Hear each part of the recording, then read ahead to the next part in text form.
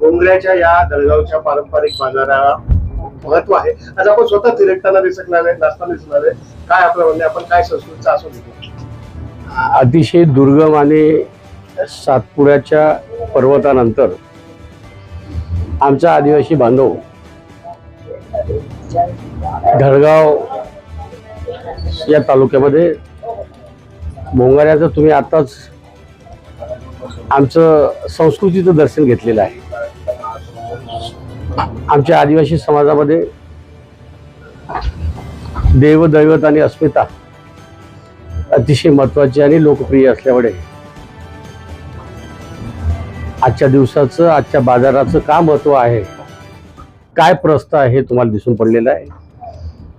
आमचा समस्त आदिवासी बांधव हे असलेली आदर्श संस्कृती आणि गौरवशाली इतिहास हा जिवंत ठेवण्याचा एक सण वर्षातून एकदा येत असतो आणि तो आम्ही उत्साहानं साजरा करतो.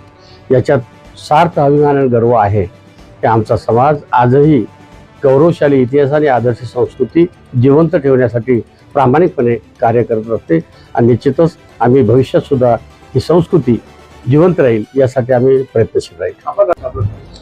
आम्ही काठीच्या होळीला 8:30 वाजेपर्यंत जाणार आहे. त्या ठिकाणचे आमदार माझे लहान बंधू आमशाजी पाडवी आणि दुसरे माझे बंधू राजेशजी पाडवी आणि समस्त आमची टीम आम्ही काठीच्या होळीला जाणार. त्या ठिकाणी सुद्धा आमच्या आदिवासी समाजाचं देवदैवत अस्मिता याचं दर्शन होणार आहे. अनेक वर्षापासून आम्ही सादरीकरण करून हे जिवंत ठेवण्याचं जे काम करतो, भविष्यात सुद्धा आमचा गौरवशाली इतिहास आणि आदर्श संस्कृती जिवंत ठेवणार हाच संकल्प आमचा आदिवासी बांधवाचा आहे.